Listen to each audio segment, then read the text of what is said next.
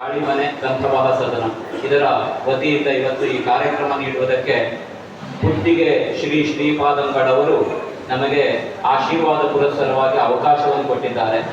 ಈ ಸಂದರ್ಭದಲ್ಲಿ ನಮ್ಮ ತಂಡದ ಪರವಾಗಿ ಹಾಗೂ ನಮ್ಮ ಜೊತೆ ಬಂದಂತಹ ಎಲ್ಲ ನಮ್ಮ ಬಂಧುಗಳ ಪರವಾಗಿ ನಾವು ಶ್ರೀ ಶ್ರೀಪಾದಂಗಳವರ ಚರಣಾರವಿಂದಗಳಿಗೆ ಕೊಡಮಡುತ್ತಾ ಇವತ್ತಿನ ಕಾರ್ಯಕ್ರಮಕ್ಕೆ ಯತಿದ್ವಯರ ಆಶೀರ್ವಾದವನ್ನು, ಕೃಷ್ಣ ಮುಖ್ಯ ಪ್ರಾಣದೇವರ ಆಶೀರ್ವಾದವನ್ನು ಬೇಡುತ್ತಾ ಇವತ್ತಿನ ಈ ಕಥಾಭಾಗವನ್ನು ಆರಂಭ ಮಾಡ್ತಾ ಇದ್ದೇವೆ.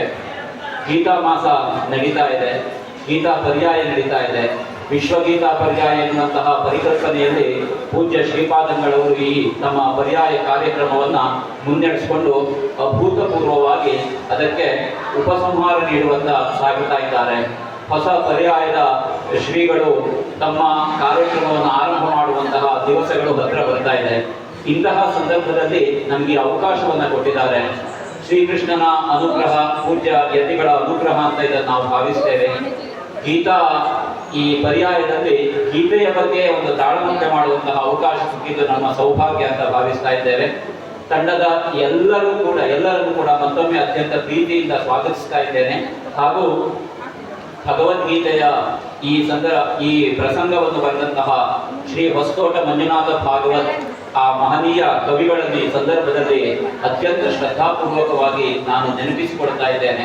ಅದೇ ರೀತಿಯಲ್ಲಿ ಈ ಕಾರ್ಯಕ್ರಮಕ್ಕೆ ನಮಗೆ ಅವಕಾಶವನ್ನು ಕೊಟ್ಟಂತಹ ಹುಟ್ಟಿಗೆ ಪರ್ಯಾಯ ಶ್ರೀ ಹುಟ್ಟಿಗೆ ಮಠವನ್ನು ಮತ್ತೊಮ್ಮೆ ಅತ್ಯಂತ ಶ್ರದ್ಧಾ ಮತ್ತು ಭಕ್ತಿ ಪುರಸ್ಸರವಾಗಿ ಕೊಡಮಡುತ್ತಾ ಅವರೆಲ್ಲರನ್ನು ಕೂಡ ಪದಾಧಿಕಾರಿಗಳನ್ನ, ಹಾಗೆ ಇದಕ್ಕೆ ಅವಕಾಶವನ್ನು ಕೊಟ್ಟಂತಹ ಪ್ರಸನ್ನ ಆಚಾರ್ಯ ಅವರನ್ನ, ಹಾಗೆ ಷಣ್ಮುಖ ಹೆಬ್ಬಾರ್ ಇವರನ್ನ, ಹಾಗೂ ಸಂಬಂಧಪಟ್ಟಂತಹ ಎಲ್ಲ ಮಹನೀಯರನ್ನ ಅತ್ಯಂತ ಗೌರವದಿಂದ ನಾನು ಅವರನ್ನೆಲ್ಲ ನೆನಪಿಸಿಕೊಂಡು ಭಾಗವತರಲ್ಲಿ ಈ ಒಂದು ಕಥಾ ಆಖ್ಯಾನಕ್ಕೆ ಆ ಮುನ್ನುಡಿಯನ್ನು ಹೇಳಿ ಕಥೆಯನ್ನು ಮುನ್ನಡೆಸಿಕೊಟ್ಟು ನಮ್ಮನ್ನೆಲ್ಲ ಮುಂದುವರಿಸಿಕೊಂಡು ಹೋಗಬೇಕು ಅಂತ ಕೇಳಿಕೊಳ್ತಾ ಇದ್ದೇನೆ. ಎಲ್ಲರಿಗೆ ನಮಸ್ಕಾರ. ಯಕ್ಷಗಾನ ಗೆಲ್ಗೆ.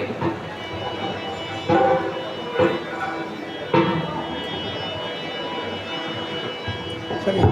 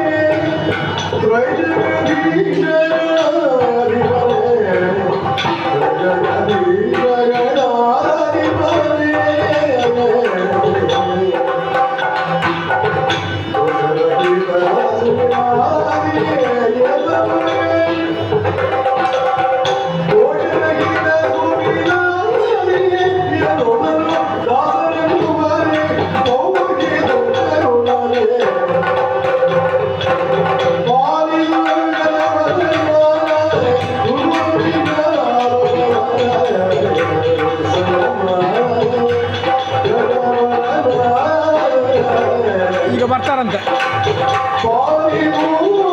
ನೀವು ಬನ್ನಿ.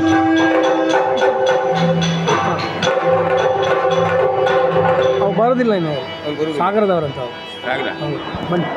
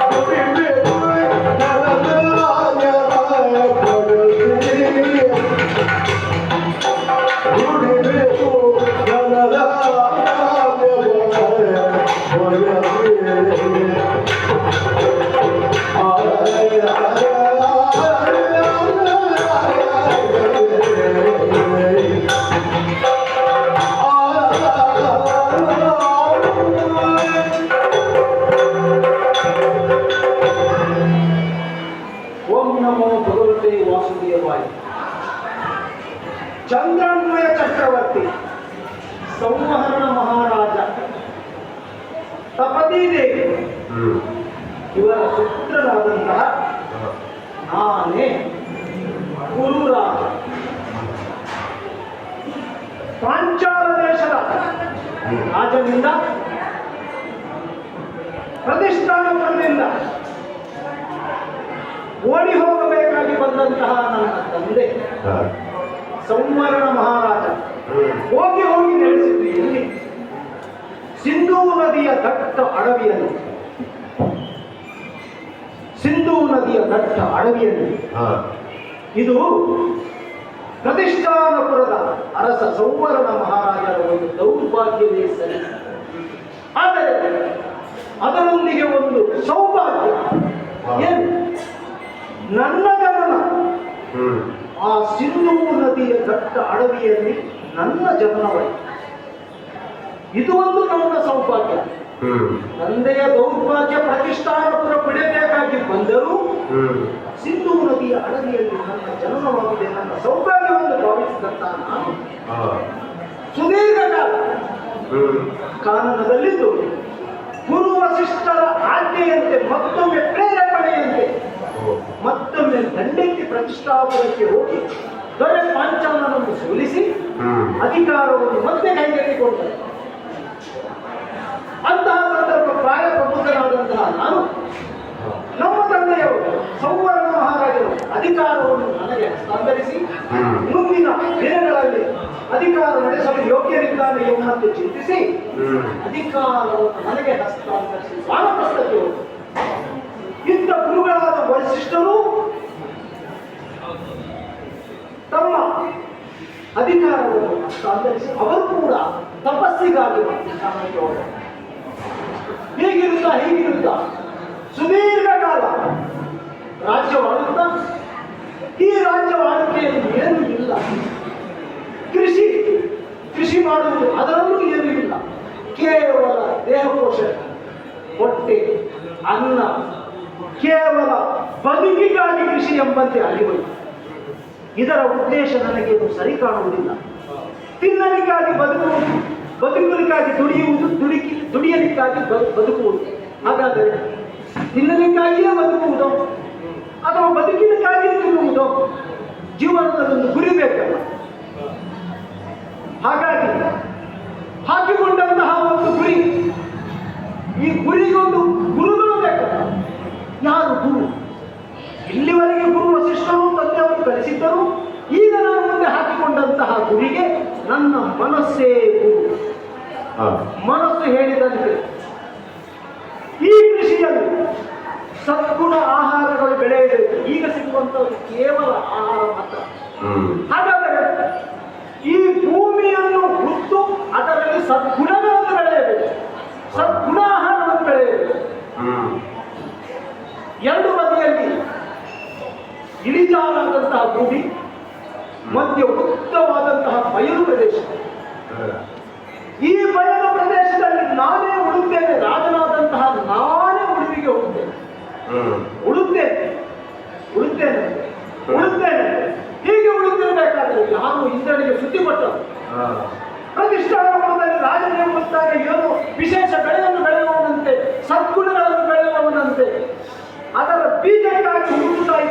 ಎಂಬಂತಹ ಒಂದು ದೂರನ್ನು ಇಂದ್ರನಿಗೆ ಕೊಟ್ಟರು. ಹಾಗಾದರೆ ಇದು ಯೋಗ್ಯ ಕೆಲಸವಲ್ಲ, ರಾಜನೇನು ತಪ್ಪು ಮಾಡುತ್ತಾನೆ ಎಂದು ತಿಳಿದು ನೇರ ಇಂದ್ರ ಪ್ರತಿಷ್ಠಾನಪುರಕ್ಕೆ ಬಂದು ನನ್ನೆದುರು ಪ್ರತ್ಯಕ್ಷನಾದ.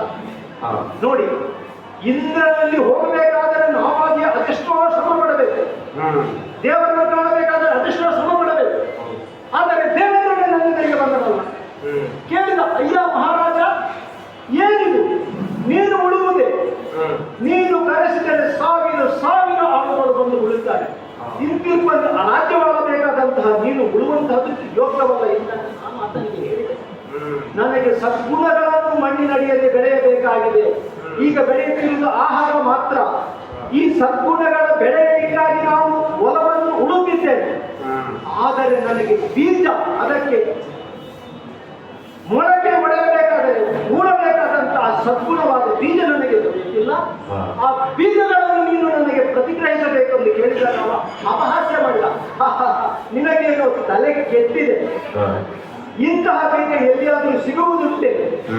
ಇಂತಹ ಬೀಜ ಎಲ್ಲಿಯಾದರೂ ಸಿಗುತ್ತದೆ ಅಂತಾದರೆ ನಾನು ಕೂಡ ದೇವಲೋಕವನ್ನು ಬಿಟ್ಟು ವಜ್ರಾಯುಧವನ್ನು ತ್ಯಜಿಸಿ ನಿನ್ನೊಂದಿಗೆ ಹಲಗರನಾಗುತ್ತೇನೆ. ನಿನ್ನೊಂದಿಗೆ ನಾನು ಕೂಡ ಇಷ್ಟು ಸಮಯ ವ್ಯರ್ಥ ಮಾಡಿದನಲ್ಲ, ನಿನ್ನ ಸಮಯವನ್ನು ವ್ಯರ್ಥ ಮಾಡಲಿಕ್ಕೆ ನನಗೆ ಕ್ಷಮೆ ಹೇಳಿ ಎಂದು ದೇವಲೋಕಕ್ಕೆ ಹೊರಟು ಹೋದ. ಆದರೆ ನನ್ನ ಪ್ರಯತ್ನ ಮುಂದುವರಿಸುತ್ತಲೇ ಇದ್ದೇನೆ. ದೇವೇಂದ್ರ ಬಂದು ಹಿಂದೆ ಹೋದರೆ ಏನಾಯಿತು? ಶ್ರೀಪತಿಯಾದಂತಹ ವಿಷ್ಣುದೇವನಿದ್ದಾನೆ, ಅವನಿಗೂ ನನ್ನ ಈ ವಿಷಯ ಮುಟ್ಟಿ ಅವನೇ ಇಲ್ಲಿಗೆ ಬರಬಹುದು. ನನ್ನ ಕಾಯಕವನ್ನು ನಾನು ಮುಂದುವರಿಸುತ್ತೇನೆ.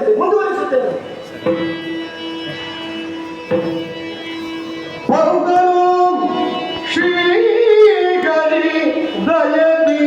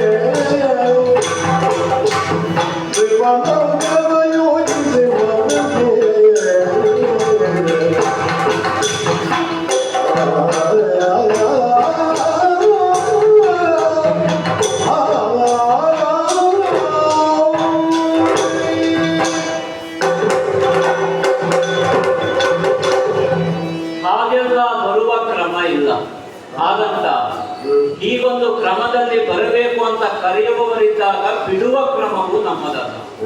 14 ಲೋಕಗಳನ್ನು ಮೀರಿ ಹತ್ತಂಗುರದ ಆ ವ್ಯಾಪ್ತಿಯಲ್ಲಿರುವಂತಹ ನಮಗೆ ಈ 14 ಲೋಕಗಳಿಂದ ಮೇಲಿರುವ ಹತ್ತಂಗುರದ ಕುರಿತೇ ಚಿಂತನೆ ಮಾಡುವಂತಹ ಒಂದು ಹೊಸ ಕ್ರಮ ಈ ಕರ್ಮಭೂಮಿಯಲ್ಲಿ ಇದೆಯಲ್ಲ, ಅವರನ್ನು ಸಂತೈಸುವುದಕ್ಕೆ ಬೇಕಾಗಿ ಬರಬೇಕಾಗುತ್ತದೆ. ಹಾಗಾಗಿಯೇ ಇದು ಯಾವ ಕ್ರಮ ಅಂತಂದ್ರೆ ಇದು ಪರ್ಯಾಯ ಕ್ರಮ. ಈ ಪರ್ಯಾಯ ಕ್ರಮ ಹೇಗಿದೆ ಅಂತಂದ್ರೆ ವೈಶ್ವಿಕವಾಗಿ ಪರ್ಯಾಯ ಕ್ರಮ. ಇದು ವಿಶ್ವ ಪರ್ಯಾಯ ಅಂತ ಕಾರಣಕ್ಕೆ ಪರಿಗಣಿತವಾದದ್ದು, ಪ್ರಕೀರ್ತಿತವಾದದ್ದು. ಹಾಗೆ ಬರುವಾಗ ನಿಮ್ಮಂಥವರು ಗೀತೆ ಹಾಡುವುದಕ್ಕೆ ಆರಂಭ ಮಾಡುತ್ತೀರಿ. ಹಾಗೆ ಹಾಡುವಾಗ ವಿಶ್ವಗೀತಾ ಪರ್ಯಾಯ ಅಂತ ಹೇಳದೆ ನಮ್ಮವರಿಗೆ ವಿಧಿ ಇಲ್ಲ ಅಂತ ಆಗುತ್ತದೆ. ಆ ಕಾರಣದಿಂದ ವಿಶ್ವಗೀತಾ ಪರ್ಯಾಯದ ಈ ಪರಿಕ್ರಮ ನಿಜಾರ್ಥದಲ್ಲಿ ಪರಿಕ್ರಮ, ಹೊಸಕ್ರಮ, ವಿಕ್ರಮ, ಸುಕ್ರಮ, ಅನುಕ್ರಮ ಯಾವುದನ್ನಾಡಿದರೂ ಅತ್ಯತಿಷ್ಠ ದಶಾಂಕುಲಂ. ಒಂದು ಕಾಲಘಟ್ಟದಲ್ಲಿ ನಾನೇ ವಾಮನನಾಗಿ ಹೋದೆ. ವಾಮನನಾಗಿ ಹೋದಂತಹ ಸನ್ನಿವೇಶದಲ್ಲಿ ಬದಿಯ ಆ ವ್ಯಾಪ್ತಿಯನ್ನು ನೋಡಿ, 14 ಲೋಕದ ವ್ಯಾಪ್ತಿಯನ್ನು ನೋಡಿ, ಇವನದ್ದೇನಿದ್ದರೂ ಮಹಾ ಮಹಾ ಮಹಾ ಎನ್ನುವಂತಹ ವ್ಯಾಪಕವಾದದ್ದು ಅಂತ ಭಾವಿಸಿ ಅದನ್ನು ಅವನ ಮನಸ್ಸಿನ ಭಾವವನ್ನು ಅರ್ಥ ಮಾಡಿಕೊಂಡು ತನುವಾಗಿ ಅಣುವಾಗಿ ಹೋದೆ. ಬಾಲ ವಾಮನನಾಗಿ ಹೋದ ನಾನು ಅವನ ಭಕ್ತಿಯಿಂದ ಬೆಳೆದೆ. ಬೆಳೆದದ್ದು ಯಾವುದು? ಭಕ್ತಿಯ ಬೆಳೆ. ಆ ಭಕ್ತಿಯ ಬೆಳೆಯನ್ನು ತೋರಿದೆ, ಭಕ್ತಿಯ ಬೆಳೆಯನ್ನು ಬೆಳೆದ ಬೆಳೆಗೆ ತ್ರಿವಿಕ್ರಮ ಎನ್ನುವಂತಹ ಹೆಸರು ಲೋಕದಿಂದ ಕೊಡಮಾಡಲ್ಪಟ್ಟಿತು. ಅಂತಾಗುವಾಗ ದೇವರು ಹೇಗೆ ಎನ್ನುವುದಲ್ಲ, ದೇವರ ಮುಂದಿರುವ ಭಕ್ತನ ವ್ಯಾಪ್ತಿ ಏನು ಎನ್ನುವುದೇ ದೇವನ ಆ ಅಸ್ತಿತ್ವ ಅರ್ಥವಾಗುತ್ತದೆ. ಹಾಗಾಗಿಯೇ ಕ್ರಮದಲ್ಲೆಲ್ಲ ಪರ್ಯಾಯವಾಗಿ ನಾವು ನೋಡಿಕೊಂಡು ಬರುವಂತಹ ಕ್ರಮದಲ್ಲಿ ವೈಶ್ವಿಕವಾದ ನೆಲೆಗೊಬ್ಬತನ್ನು ಮುಟ್ಟಿಸಿದನಲ್ಲ ಪುಣ್ಯಾತ್ಮ ಅಂತ ಆಗುವಾಗ ಯೋಚನೆ ಮಾಡುವುದು. ಬಂದನು ಶ್ರೀಹರಿ ದಯಲಿ ಅಂತ ನೀವು ಆಡುತ್ತೀರಿ. ಭಗವತ್ ತತ್ವ ಎನ್ನುವುದು ಮೇಳೈಸಿರುವುದೇ ದಯೆಯಿಂದ, ಕರುಣೆಯಿಂದ, ಪ್ರೀತಿಯಿಂದ, ಮಮತೆಯಿಂದ, ವಾತ್ಸಲ್ಯದಿಂದ ಅಂತ ಆಗುವಾಗ ಅದನ್ನೇ ವಿನಿಯೋಗಿಸಬೇಕಾಗುತ್ತದೆ. ಹಾಗೆ ಗರುಡನನ್ನು ಏರಿ ಸಂತೋಷವನ್ನು ನಾನು ಮನದಲ್ಲಿ ತಾಳಿ ಮೂರವ ಲೋಕದ ಅಧ್ಯಕ್ಷನಾದಂತಹ ಸುರೇಂದ್ರನಾಗಿದ್ದಾನೆ. ಅವನಿಗೆ ನರೇಂದ್ರನ ಈ ಕ್ರಮ ಹೊಸದಾಗಿ ಕಂಡಿತು. ಕಂಡ ಕಾರಣದಿಂದ ಯಾವುದಿದು ಕ್ರಮ ಅಂತ ಅವನು ಸ್ವಲ್ಪ ನರೇಂದ್ರನನ್ನು ನೋಡಿ ಯೋಚನೆ ಮಾಡಿದ. ಇದು ನರೇಂದ್ರ ಕ್ರಮ ಯಾವುದು? ಇದೆಲ್ಲ ಆಗುವುದಕ್ಕಿಲ್ಲ ಅಂತ ಹೇಳಿ ಅವನು ಹಿಂದಿರುಗಿ ಬಂದ. ಅವನವರನ್ನು ಕಳಿಸಿಕೊಟ್ಟ. ವರುಣ ಹೋದ, ನಿರೃತಿ, ಯಮ, ಕುಬೇರ, ಈಶಾನ ಇತ್ಯಾದಿಗಳೆಲ್ಲ ಹೋದ್ರು ಅವನಲ್ಲೇ ಹೇಳಿದ್ರು, ನರೇಂದ್ರ ನಿನ್ನ ಕ್ರಮ ಸರಿ ಇಲ್ಲ ಅಂತ ಆಡಿದ್ರು. ಆದ್ರೆ ಕೆಲಸ ಬಿಟ್ಟು ನಮ್ಮ ನರೇಂದ್ರ ಬಿಟ್ಟಿಲ್ವಲ್ಲ, ಅದಕ್ಕೆ ನರೇಂದ್ರ ಕ್ರಮ ಅಂತ ಹೆಸರು. ಆ ಕ್ರಮ ಅದು ವಿಷ್ಣುವಿಗೆ ಅರ್ಥವಾಗುವ ಕ್ರಮ. ಹಾಗಾಗಿ ನರೇಂದ್ರನದ್ದು ವಿಕ್ರಮ, ಅದು ಸಕ್ರಮ. ಅದನ್ನ ಪರಿಕ್ರಮಿಸುವುದಕ್ಕೆ ಬೇಕಾದ ಸಂತೋಷದಿಂದ ನಾನು ಭೂಲೋಕದ ಎಡೆಗೆ ಇಳಿಯುತ್ತಿದ್ದೇನೆ. ಕೆಲವೊಮ್ಮೆ ಹಾಗೆ ಸ್ವರ್ಗದಲ್ಲಿ ನಿಂತಹ ದೇವರಾಜನಿಗೆ ಭೋಗವನ್ನು ಅನುಭೋಗಿಸುವ ಅವನಿಗೆ, ಭೋಗಾನುಭೋಗಿಯಾದ ಅವನಿಗೆ ಈ ಕರ್ಮ ಭೂಮಿಯ ಭವದ ಅನುಭಾವವಾಗಿ ತೆರೆದುಕೊಳ್ಳುವುದಿಲ್ಲ. ಆಗ ಸುರೇಂದ್ರನು ಕೆಲವೊಮ್ಮೆ ಇಂತಹ ಮಾತುಗಳನ್ನು ಆಡುತ್ತಾನೆ. ಆಡುವ ಮಾತು ಯಾವುದು ಅಂತಲ್ಲ, ತೊಡಗಿಸಿಕೊಂಡು ಕರ್ಮನಿಷ್ಠನಾದಂತಹ ಅವನು, ಅರ್ಥಾತ್ ಕುರು ಚಕ್ರವರ್ತಿ, ಕುರು ಧರೆಯನ್ನಾಡುತ್ತಿರುವಂತಹ ಅವನು ಯಾವ ನೆಲೆಯಲ್ಲಿ ಈಗಲೂ ನಿಂತಿದ್ದಾನೆ ಎನ್ನುವುದೇ ಮುಖ್ಯವಾಗುತ್ತದೆ. ಒಂದು ಪರೀಕ್ಷೆ ಮುಗಿದಿದೆ, ಅದು ಅರ್ಥ ಪರೀಕ್ಷೆ. ಆ ಪರೀಕ್ಷೆಯಲ್ಲಿ ಉತ್ತೀರ್ಣನಾಗಿದ್ದಕ್ಕೆ ಈಗ ಮತ್ತೊಂದು ಪರೀಕ್ಷೆಗೆ ನಾನು ಹೋಗುವ ಹಾಗಾಗಿದೆ. ಪರೀಕ್ಷಾರ್ಥಿಯಾಗಿ ನಾನು ಹೋಗುತ್ತೇನೆ, ನೋಡೋಣ ಯಾವುದನ್ನೆಲ್ಲ ಆತ ತನ್ನನ್ನು ತಾನು ತ್ಯಾಗ ಮಾಡಿಕೊಳ್ಳುವಲ್ಲಿ ಎಷ್ಟರ ಮಟ್ಟಿಗೆ ಸಿದ್ಧನಾಗಿದ್ದಾನೆ ಅಂತ ನೋಡೋಣ. ನೋಡಿ ಫಲಿತಾಂಶವನ್ನು ಘೋಷಿಸಲಾಗುವುದು. ಸಾಕಲ್ಲ, ಹೋಗೋಣ ಅಲ್ವಾ? ನೇರವಾಗಿ ಆ ಕಡೆಗೆ ಸಾಗೋಣ.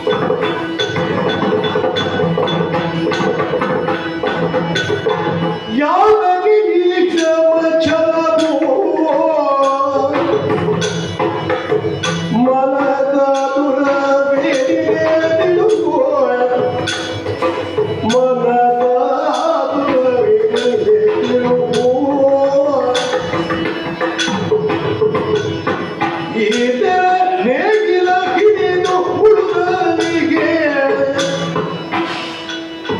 ಈತರ ನೇಗಿಲ ಹಿಡಿದು ಹುಡುಗನಿಗೆ ದಾರಿಗ ಬೇಡುವ ಚಿನ್ನವನ್ನು ಸರಿದುವೆ ಯಾವನೇ ಈ ಶ್ರಮ ಜಲವು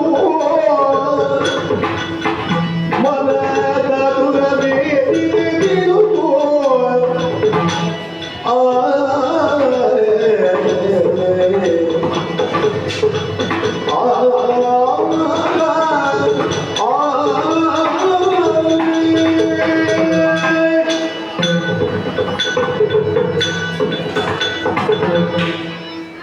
ಗುರು, ದೇವರೇ, ನಿನ್ನ ಈ ಕ್ರಮವನ್ನು ಕಂಡು ಸಾಷ್ಟಾಂಗ ನಮಸ್ಕಾರ ಮಾಡಿದ್ದೇನೆ. ನೀವೇ ಬಂದಿದ್ದೀರಿ.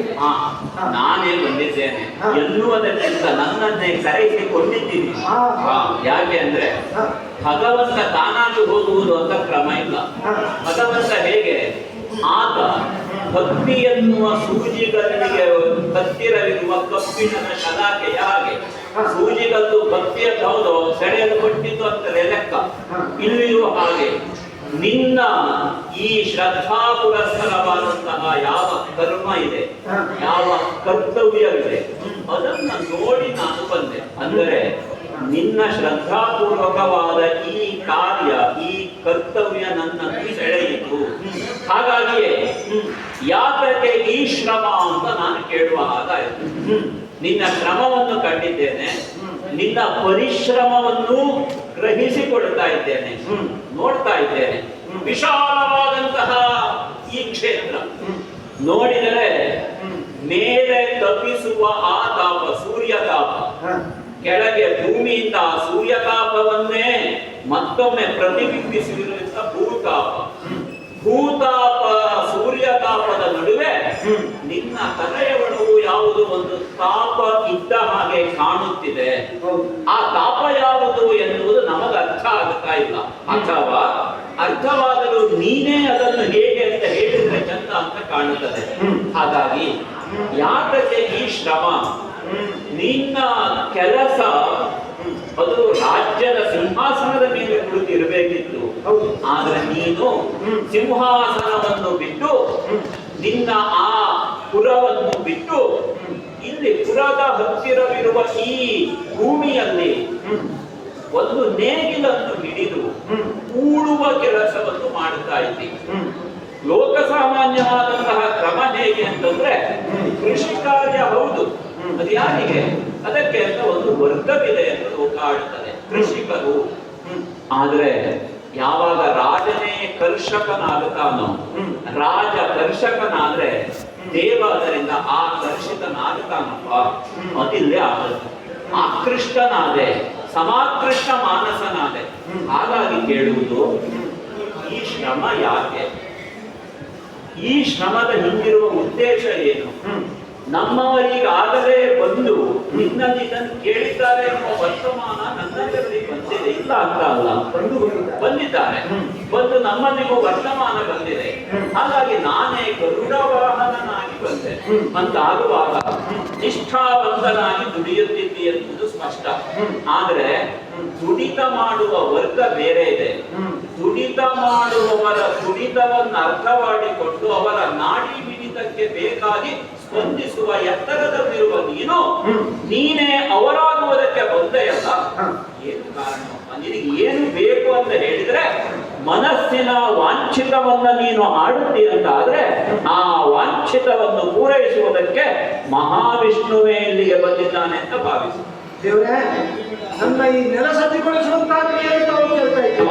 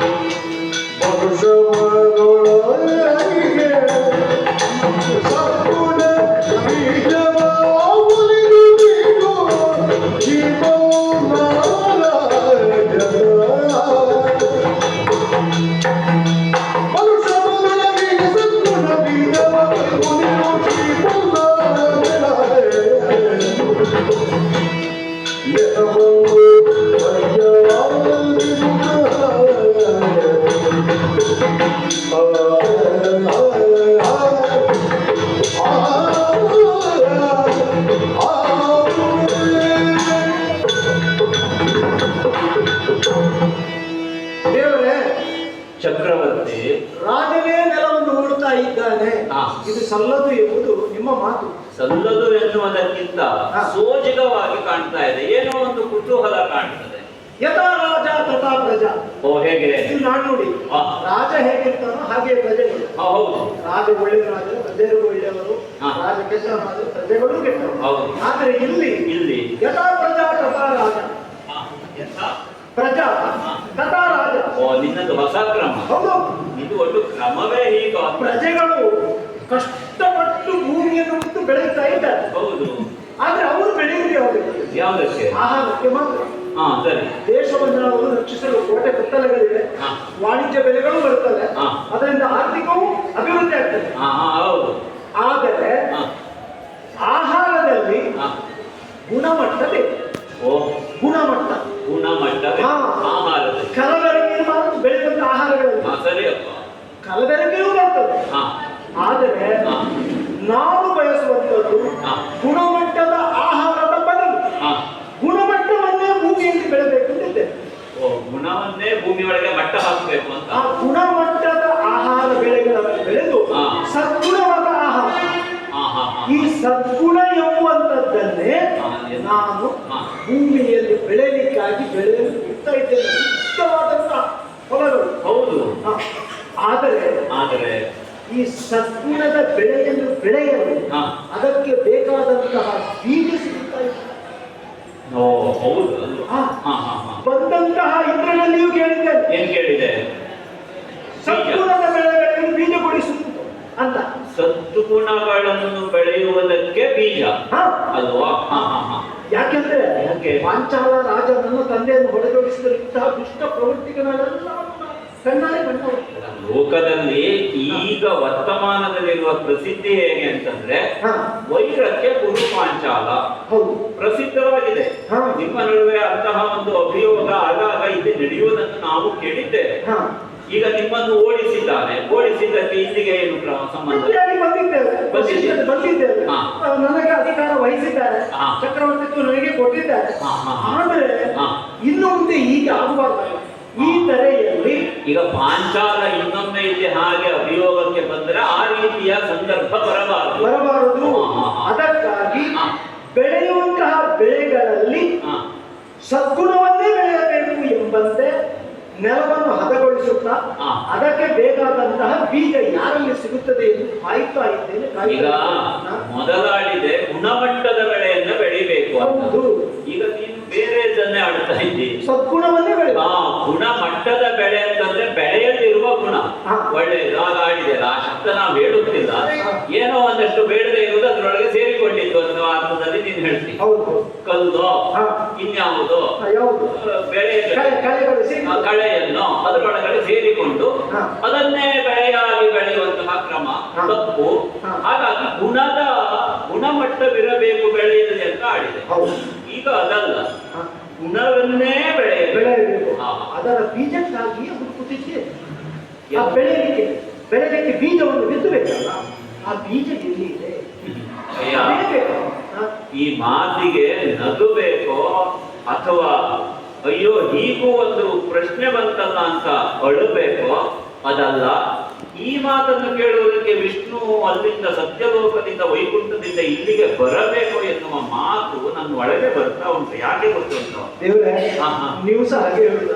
ಅಲ್ಲ, ಈಗ ನಾನು ಪೂರ್ತಿ ಹೇಳಿ ಹೊರಲಿಲ್ಲ, ಈಗ ಹಾ. ಹೇಳ್ತಾ ಇದ್ದೇನೆ. ಹಾ. ನಿನ್ನ ಮಾತನ್ನು ಕೇಳುವಾಗ ಹಾ. ಶಿವ ಶಿವ ಅಂತ ಹೇಳುವುದು, ಹಾ. ಏನ್ ಹೇಳುವುದು ಎನ್ನುವುದು ಅರ್ಥ ಆಗುವುದಿಲ್ಲ. ದೇವರೇ, ಈಗ ಇದಕ್ಕೆ ನಿನಗೆ ಬೇಕು ಅಂತ ಆದ್ರೆ ಹಾ. ಇದನ್ನು ನೀವು ಹೊರಗಡೆ ಹುಡುಕ್ತಾ ಇದೆಯಲ್ಲ, ಹಾ. ಅದು ಸ್ವಲ್ಪ ಹೊರಗಡೆಯಿಂದ ಒಳಗೆ ಬರಬೇಕು. ಅಲ್ಲ ದೇವ್ರೆ, ಹಾ, ಹೇಳು. ಹಾ, ಏನು? ಭಗೀರಥನೇ ಗಂಗೆಯನ್ನು ಕೆಳಗಿಳಿಸಿದ್ದಾರಂತೆ, ಹಾ, ಹೌದು ಹೌದು ನಚಿಕೇತನೇ ಯಮನಿಂದ ಬ್ರಹ್ಮಜ್ಞಾನ ಒಲಿಸಿದ್ದಾನಂತೆ, ಹೌದಪ್ಪ. ಸಗರನೇ ಸಪ್ತ ಸಾಗರದ ನೀರನ್ನು ಬಸಿದು ದಾನವಾದಿಗಳನ್ನು ಹುಡುಕಿ ಕೊಟ್ಟಿದ್ದಾನೆ. ಹೌದು. ನನ್ನಿಂದ ಈ ಒಂದು ಸದ್ಗುಣದ ನೆಲೆಯನ್ನು ಬೆಳೆಯಲಿಕ್ಕೆ ಆದೀತು ಇಲ್ವೇ ದೇವರೇ? ಹಾ, ಇದು ಒಳ್ಳೆದಿದೆ. ಹಾ. ಇತಿಹಾಸದ ಪಾಠ ಸರಿಯಾಗಿ ಉಂಟು ಎನ್ನುವುದನ್ನು ನೀನು ಆಡ್ತಾ ಇದ್ದಿ. ಹಾ. ಇತಿಹಾಸದಲ್ಲಿ ಇಂತಹ ಹೊಸ ಕ್ರಮ ಅಂದ್ರೆ ಅಪೂರ್ವವಾದ ವಿಷಯಗಳಾಗಿದ್ದಾವೆ. ಹಾ. ಅಲ್ಲಿಯವರೆಗೆ ಇಲ್ಲದೆ ಇರುವ ಹೊಸದೊಂದನ್ನು ಭಗೀರಥ ಸಾಧಿಸಿದ. ಸಾಧಿಸಿದ. ದೇವಗಂಗೆ ಪಾತಾಳ ಗಂಗೆಯಾಗಿ ಭೂಗಂಗೆಯಾಗಿ ಹರಿದಳು, ಬಂದಿದ್ದಾಳೆ. ಅವನಿಂದ ಹರಿದಿದ್ದಾಳೆ. ಹಾ. ಹಾಗೆಯೇ ನಚಿಕೇತ ಚಿಕ್ಕ ಹುಡುಗ, ಹೌದು. ಅವನು ಯಮನಿಂದಲೇ ಬ್ರಹ್ಮಜ್ಞಾನ ಪಡೆದಿದ್ದ. ಬೇರೆ ಬೇರೆ ರೀತಿಯ ಪ್ರಲೋಭನೆಗಳನ್ನ ಒಡ್ಡಿದಂತಹ ಯಮನಿಗಾದರೂ ಹಾ. ಅದನ್ನು ಒಲ್ಲೆ ಅಂತ ಹೇಳಿ ಹಾ. ನನಗೆ ಬ್ರಹ್ಮಜ್ಞಾನವೇ ಬೇಕು ಅಂತ ಬ್ರಹ್ಮಜ್ಞಾನವನ್ನು ಅವನಿಂದ ಪಡೆದುಕೊಂಡದ್ದು ಅಪೂರ್ವ ಸಂಗತಿ. ಹಾ. ಈಗ ನೀನು ಅಪೂರ್ವವಾದ ಬೆಳೆಯನ್ನು ಬೆಳೆಯುವುದಕ್ಕೆ ಕ್ರಮ ಹುಡುಕುತ್ತಿದ್ದೀಯ. ಒಂದು ಗುರಿ ಇದೆ, ಮನಸ್ಸೇ ಗುರು. ಹಾಗಾಗಿ ಸದ್ಗುಣದ ಬೆಳೆಯನ್ನು ಬೆಳೆಯಲಿಕ್ಕೆ ಉಳಿತಾ ಇದ್ದೇನೆ. ಲೋಕದಲ್ಲಿ ನಾವು ಯಾರನ್ನು ಆದರ್ಶವಾಗಿಟ್ಟುಕೊಳ್ಳುತ್ತೇವೋ ಹಾ. ಹಾಗೆ ನಮ್ಮ ಕ್ರಮ ಹೊಸದಾಗಿ ಬದಲಾವಣೆ ಆಗ್ತಾ ಹಾ. ಹೋಗುತ್ತದೆ. ಕಾಲಾಂತರದಲ್ಲಿ ಹಾ. ಬೇರೆ ಬೇರೆ ಕಾಲಘಟ್ಟದಲ್ಲಿ ನಾವು ಇದನ್ನು ನೋಡ್ತೇವೆ. ಹಾ. ಕೆಲವರು ಮಹಿಷಾಸುರನನ್ನೇ ತಮ್ಮ ಅತ್ಯಂತ ಆದರ್ಶವಾಗಿಟ್ಕೊಂಡು ಹೌದು. ಎಲ್ಲರೂ ಮಹಿಷನೇ ಶ್ರೇಷ್ಠ ಅಂತ, ಹ್ಮ್. ಕೆಲವರು ದೇವಿಯನ್ನು ಆರಾಧನೆಗೆ ಇಟ್ಕೊಂಡು ಹ್ಮ್. ಮಹಿಷಾರಾಧನೆ ಆಗ್ಬೇಕು ಅಂತ ಹೇಳುವಂತಹ ಹಣೆ ಬರಹದವರು ಇದ್ದಾರೆ. ಹ್ಮ್. ದೇವಿಯ ಆರಾಧನೆ ಶ್ರೇಷ್ಠ ಅಂತ ಹೇಳುವವರು ಇದ್ದಾರಲ್ವ ಲೋಕದಲ್ಲಿ. ಹೌದು. ಗತಿ ಹ್ಮ್. ಪ್ರಗತಿ ಅಂತ ಶಬ್ದದಲ್ಲಿದ್ರೆ ಸಾಕಾಗುವುದಿಲ್ಲ, ಹ್ಮ್. ಮನಸ್ಸು ಪ್ರಗತಿ ಪರವಾಗಬೇಕು. ಹ್ಮ್. ಆದ್ರೆ ಹಾಗಿಲ್ಲೂ ಅಲ್ಲ ಲೋಕದಲ್ಲಿ. ಹ್ಮ್. ಹಾಗಾಗಿ ಹ್ಮ್. ನೀನು ಯಾವ ಗತಿಯಲ್ಲಿದ್ದವನು ಅಂತ ನೋಡಿದ್ರೆ ಇಷ್ಟ ಆಡ್ತೆ ಅಂತ ಆದ್ರೆ ಹಾ. ಅವರೆಲ್ಲರ ಉದಾಹರಣೆ ಹೇಳ್ತೆ ಅಂತಾದ್ರೆ ನಿನ್ನ ತಲೆಗೆ ಸ್ವಲ್ಪ ಕೆಲಸ ಕೊಡ್ಬೇಕು. ತಲೆಯನೆ ಇಕ್ಕಡಿಗೈನೋ, ತಲೆಯನೆ ಇಕ್ಕಡಿಗೈನೋ, ಈ ನೆನೆಯರಿಗೆ ಬಿದ್ದನು ನಲಿನೋ.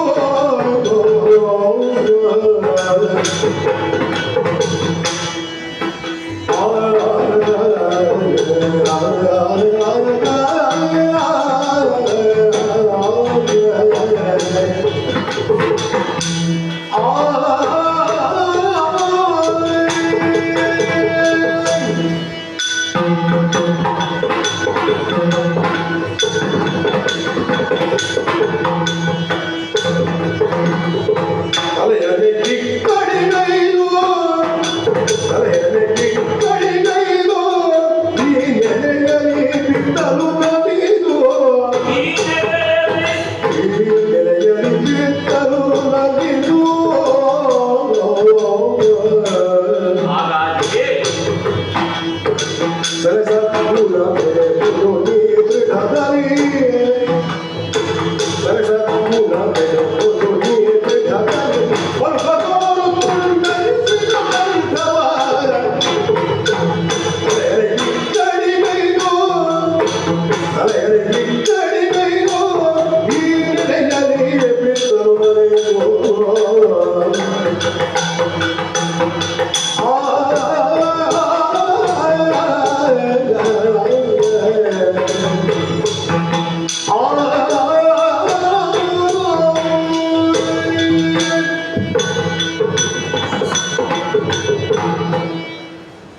ಅಸಾಮಾನ್ಯವಾದದ್ದನ್ನು ಸಾಧಿಸಬೇಕೆನ್ನುವಂತಹ ಛಲ ಬಲ ನಿನ್ನ ಮಾತಿನಲ್ಲಿ ಮತ್ತೆ ಮತ್ತೆ ಸ್ಫುಟವಾಗುತ್ತಾ ಇದೆ.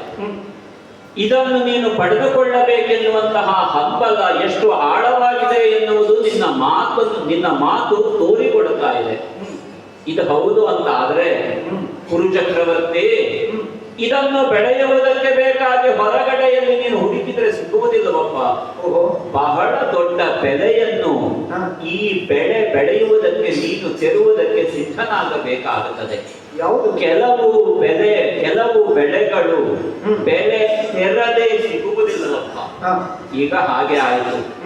ಅಂತಹ ಒಂದು ಗುಣ ಬೆಳೆಯನ್ನು ಬೆಳೆಯಬೇಕು ಅಂತ ಆದ್ರೆ, ಸುಗುಣವನ್ನು ನೀನು ಈ ಭೂಮಿಯಲ್ಲಿ ಬೆಳೆಯಬೇಕು ಅಂತ ಆದ್ರೆ, ಸುಗುಣವನ್ನು ಬೆಳೆಯುವುದಕ್ಕೆ ಬೇಕಾದಂತಹ ಆ ಬೀಜ ಹೊರಗಡೆಯಲ್ಲಿಲ್ಲ, ಮತ್ತೆ ಅದು ನಿನ್ನ ತಲೆಯ ಒಳಗಿದೆ. ನನ್ನ ತಲೆಯ ಒಳಗೆ ತಲೆಯ ಒಳ ಒಂದು ಬೀಜ ಈಗಾಗಲೇ ವಾಪನವಾಗಿದೆ ಎನ್ನುವುದು ಸ್ಪಷ್ಟವಾಗಿ ಅರ್ಥವಾಗುತ್ತಾ ಇದೆ. ಯಾಕೆ ಅಂದ್ರೆ ಇಂತಹ ಯೋಚನೆ ಇಲ್ಲಿಯವರೆಗೆ ಯಾರಿಗೂ ಬರಲಿಲ್ಲ.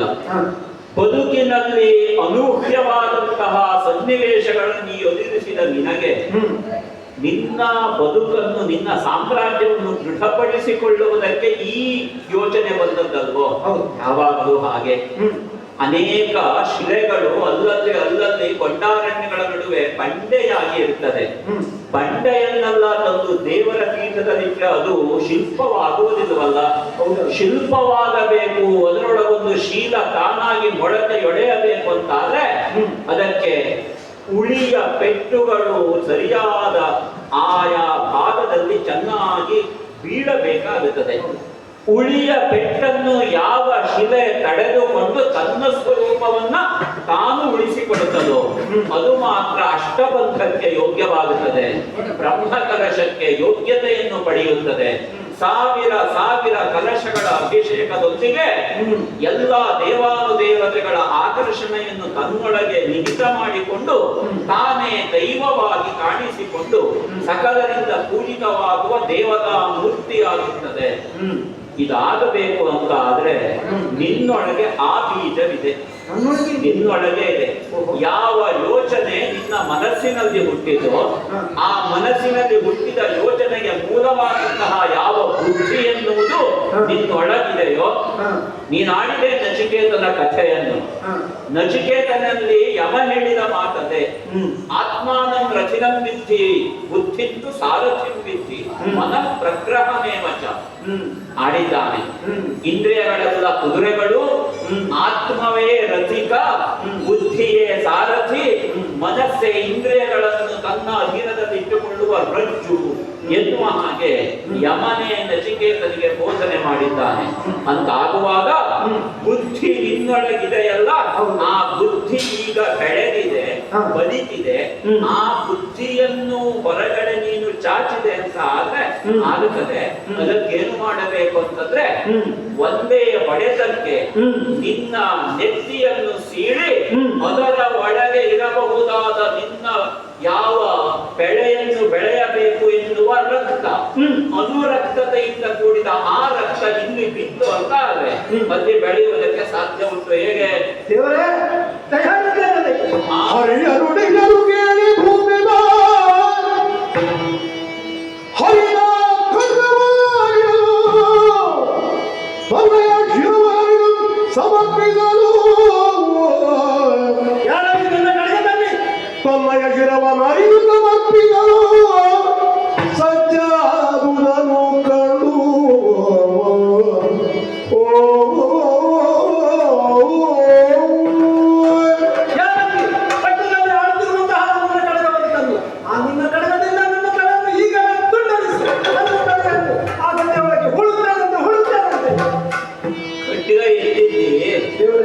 ಆ ಖಡ್ಗ ಹಾಗೆ ಹೇಳು, ಮೆಚ್ಚಿದೆ ಅರಸ ಮೆಚ್ಚಿದೆ,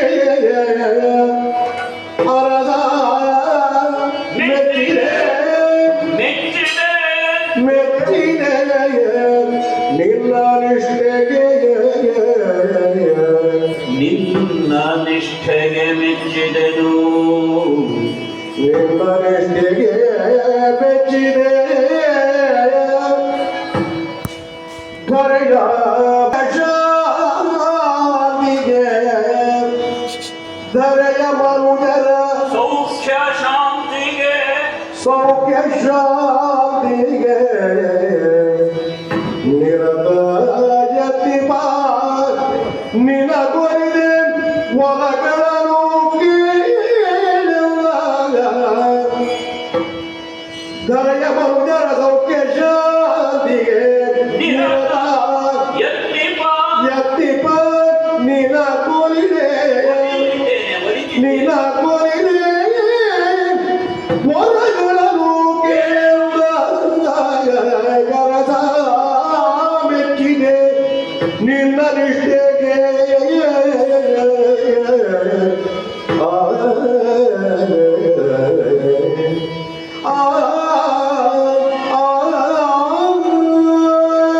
ಹೇಳಿದ ಕ್ಷಣದಲ್ಲೇ ಸಿದ್ಧನಾದೆ ನೀನು ಅಂತಂದ್ರೆ ನಿನ್ನ ನಿಷ್ಠೆ ಅಸೀಮವಾದದ್ದು ಅಪಾರವಾದದ್ದು ಎನ್ನುವುದು ಅರ್ಥವಾಗುತ್ತಿದೆ. ಕುರು ಚಕ್ರವರ್ತಿನ್ ದೇವರೇ, ಪ್ರಜಾ ಸಂದೋಹದ ಸಂತೋಷಕ್ಕೆ ಬೇಕಾಗಿ ಏನನ್ನೂ ಮಾಡುತ್ತೇನೆ ಎನ್ನುವ ಹಾಗೆ ಹೇಳುವವರು ಸಾವಿರ ಇದ್ದಾರೆ, ಆದರೆ ನಡೆದುಕೊಳ್ಳುವವರು ಕೆಲವರು. ಅದರಲ್ಲಿ ನೀನು ವರ್ತಮಾನ ಕಾಲದಲ್ಲಿ ಕಾಣಿಸಿಕೊಂಡೆ. ಹಾಗಾದ್ರೆ ಒಬ್ಬ ವ್ಯಕ್ತಿ ತನ್ನ ವ್ಯಕ್ತಿತ್ವದಿಂದ ಲೋಕೋಪಕಾರವನ್ನು ಬಯಸುವುದು ಹೇಗೆ ಎನ್ನುವುದನ್ನು ನೀನು ಅನಿತರ ಸಾಧಾರಣವಾಗಿ ತೋರಿಕೊಟ್ಟ ಹಾಗಾಯಿತು. ನಿನ್ನ ಈ ಶ್ರದ್ಧೆಗೆ ಮೆಚ್ಚಿದ್ದೇನೆ. ಏಕಾಂಗಿಯಾಗಿ ತಾನು ಸರ್ವರನ್ನು ಸಲಹುವುದಕ್ಕೆ ಬೇಕಾಗಿ ನನ್ನನ್ನೇ ವಿನಿಯೋಗಿಸುತ್ತೇನೆ ಎನ್ನುವ ತ್ಯಾಗ ಭೂಮಿಕೆಗೆ ಮೆಚ್ಚಿದ್ದೇನೆ. ನಾನು ಎನ್ನುವುದನ್ನು ಕಳೆದು ಲೋಕದಲ್ಲಿರುವಂತಹ ಹಿತವನ್ನು ಬಯಸುವ ಉದಾರ ಚರಿತಾನಾಂತೂ ವಸುಧೈವ ಕುಟುಂಬಕಂ, ಔದಾರ್ಯದ ಪಾರಮ್ಯವಾಗಿ ಸಮಗ್ರವಾದಂತಹ ಭೂಮಂಡಲವೇ ನನ್ನ ಕುಟುಂಬ, ಅವರೆಲ್ಲರೂ ಸುಖವಿರಬೇಕು ಎನ್ನುವ ಆ ಉದಾರ ಚಾರಿತ್ರ್ಯವೇನುಂಟು ಅದಕ್ಕೆ ಯಾವತ್ತಿದ್ರೂ ದೈವ ಬೆಲೆಯನ್ನು ಕೊಡುತ್ತದೆ, ದೇವತಾ ಶಕ್ತಿ ಅದಕ್ಕೆ ಮಣಿಯುತ್ತದೆ. ಹಾಗಾಗಿ ಮತ್ತೊಮ್ಮೆ ನಾನೀಗ ಕೇಳ್ತಾ ಇದ್ದೇನೆ. ದೇವರೇ, ಇಂದ್ರ ಬಂದ, ಹೌದು, ನಿನ್ನಲ್ಲಿ ಕೇಳಿದ, ಹೌದು, ನಿನಗೆ ಬೈದು ಬಂಧಿಸಿ ಹೋದ. ಈಗ ಹಾಗೆ ಭಾವಿಸುವುದು ಬೇಡ. ಏನು ಬೇಕು ಅಂತ ಹೇಳಿ ಖಡ್ಗವನ್ನು ಹೊರಗೆ ಸೇರಿಸು ಅಂತ ಹೇಳಿದ ನನ್ನ ಸೇರಿಸಿದ್ದೆ. ಧಾರಾಕಾರವಾಗಿ ಅಶ್ರುಧಾರೆಯಿಂದ ನನ್ನ ಕಾಲನ್ನು ತೊಳೆಯುತ್ತಿದ್ದೆ. ಯಾವುದೋ ಒಂದು ಹೊಸದಾದ ಕ್ರಮದಲ್ಲಿ ನಾನು ಬದುಕನ್ನು ಸಾರ್ಥಕಗೊಳಿಸಬೇಕು ಎನ್ನುವಂತಹ ಭಾವವನ್ನ ಆ ಕಣ್ಣಂಚಿನ ಆ ಕಣ್ಣೀರು ನಮಗೆ ಮತ್ತೆ ಮತ್ತೆ ಸ್ಫುಟಗೊಳಿಸ್ತಾ ಇದೆ. ಏನು ಬೇಕಯ್ಯ ನಿನಗೆ ಹೇಳು ದೇವರೇ. ಈ ಕ್ಷೋಣಿಯ ಬಗ್ಗೆ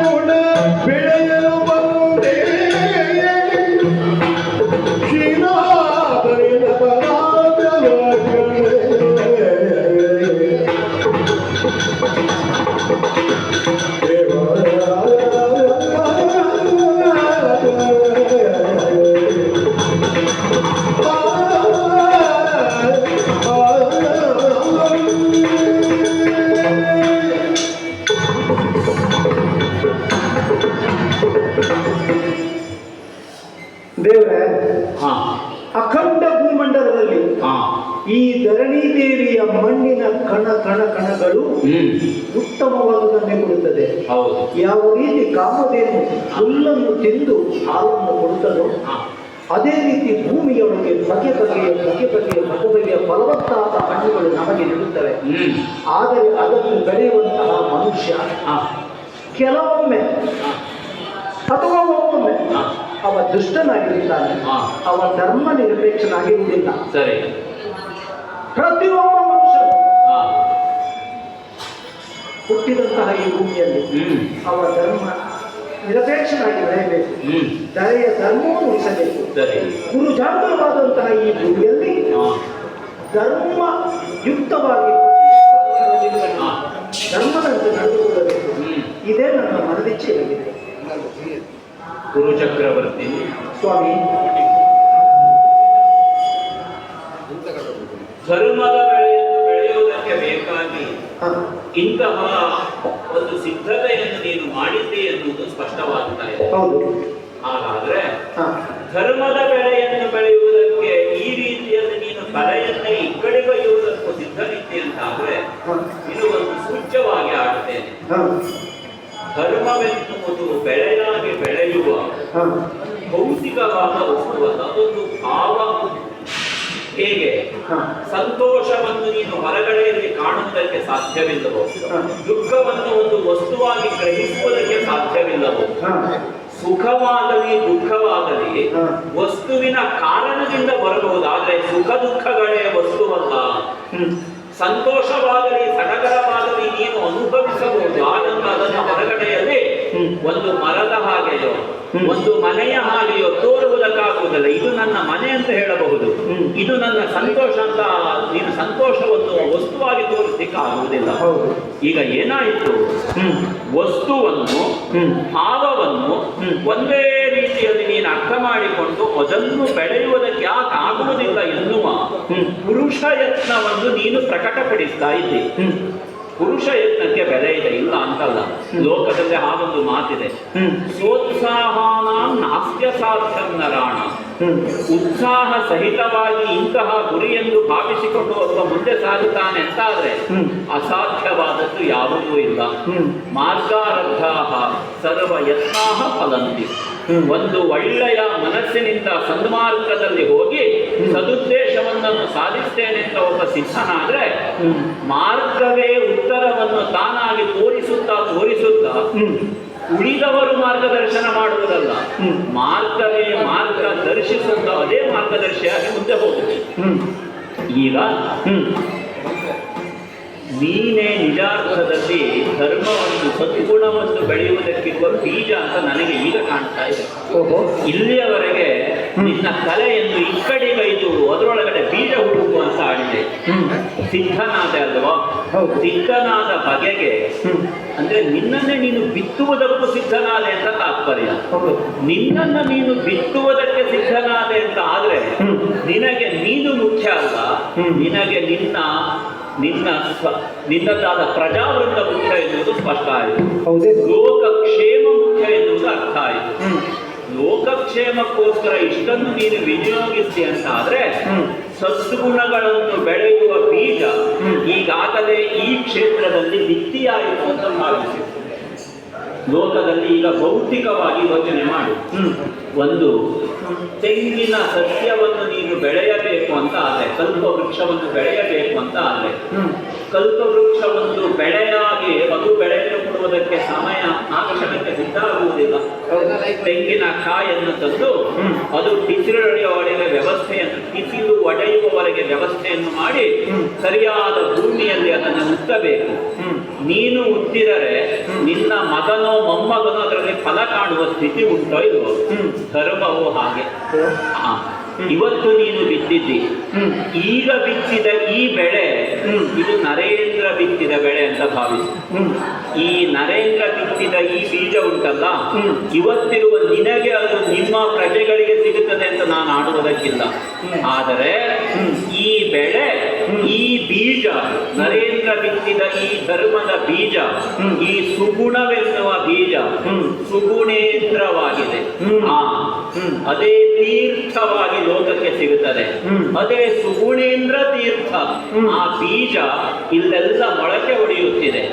ಮೊಳಕೆಯೊಡೆಯುವ ಬೀಜವನ್ನು ನೀನು ಬಿತ್ತಿದ್ದು ಯಾಕೆ? ಲೋಕ ಒಳಿತನ್ನು ಕಾಣಲಿ. ನಾನು ಬರುವಾಗಲೇ ಒಂದು ಗೀತೆ ಕೇಳಿದ್ದು ನನಗೆ, ಬಂದನು ಬಂದನು ದಯದಿ ಎನ್ನುವ ಹಾಗೆ. ಆಗಲೇ ಗೊತ್ತಾಯಿತು ಇಲ್ಲಿದ್ದವರೆಲ್ಲ ಗೀತಾಪರಾಯಣರು, ಗೀತಾ ಪಾರಾಯಣದಲ್ಲಿದ್ದಾರೆ ಅಂತ ಅರ್ಥ ಆಯಿತು. ಗೀತಾಪಾರಾಯಣ ನಿಪುಣರಾಗಿ ಸುಗುಣವನ್ನು ಬೆಳೆಯುವುದಕ್ಕೆ ಬೇಕಾಗಿ ಸುಗುಣೇಂದ್ರವನ್ನು ನೀನು ಹೊಂದಿ, ನೀನೇ ಸುಗುಣೇಂದ್ರನಾಗಿ ವರ್ತಮಾನದಲ್ಲಿ ಕಂಗೊಳಿಸಿದ್ದಿ. ಈ ಸುಗುಣಗಳನ್ನು ಬೆಳೆಯುವುದಕ್ಕೆ ಬೇಕಾದ ಬೀಜವಾದ ನೀನೀಗಾಗಲೇ ಉಕ್ತವಾಗಿದ್ದು, ಉಕ್ತ ಇದರೊಳಗೆ ನೀನು ಸೇರಿಕೊಂಡಿದ್ದಿ. ಉಕ್ತವಾದ ಬೀಜ ಕಲ್ಪವೃಕ್ಷವಾಗಿ ಬೆಳೆಯುವುದಕ್ಕೆ ಆರಂಭ ಆದರೆ ನಮ್ಮಲ್ಲಿ ಮಾತೇ ಉಂಟು, ಯಾವ ವೃಕ್ಷವೇ ಆಗಲಿ ತಾನು ಬೆಳೆದ ಹಣ್ಣನ್ನು ತಾನು ತಿನ್ನುವುದಿಲ್ಲ, ಯಾವುದೇ ನದಿಯಾಗಲಿ ತಾನು ಹರಿಸುವ ನೀರನ್ನು ತಾನು ಕುಡಿಯುವುದಿಲ್ಲ ಎಂಬ ಮಾತಿದೆ. ಪರೋಪಕಾರಾಯ ಸತಾಂ ವಿಭೂತಯ. ಪರೋಪಕಾರಕ್ಕೋಸ್ಕರವೇ ಸಜ್ಜನರ ಸಂಪತ್ತೆಲ್ಲ ವಿನಿಯುಕ್ತವಾಗುತ್ತದೆ ಎನ್ನುವ ಲೋಕೋಪಕಾರದ ಮಾತೇನುಂಟು. ಆ ಮಾತನ್ನು ನಿನಗೆ ನೆನಪಿಸ್ತೇನೆ. ಬೀಜವಾಪನ ಮಾಡಿದ್ದೆ, ಮುಂದೆ ಇವತ್ತು ನೀನು ನರೇಂದ್ರನೇ ಇಲ್ಲ ಅಂತಲ್ಲ, ಮುಂದೆ ಯೋಗಿಗಳಾಗಿ ಬರುವವರಿದ್ದಾರೆ. ಆಗ ಇದು ಸಿದ್ಧವಾಗುತ್ತದೆ. ಹೋಗಿ ಬಾ, ಒಳಿತಾಗಲಿ, ಮುಂದಿನ ಕಾಲವನ್ನು ಪ್ರತೀಕ್ಷೆ ಮಾಡಿ. ಧನ್ಯೋಸ್ಮಿ.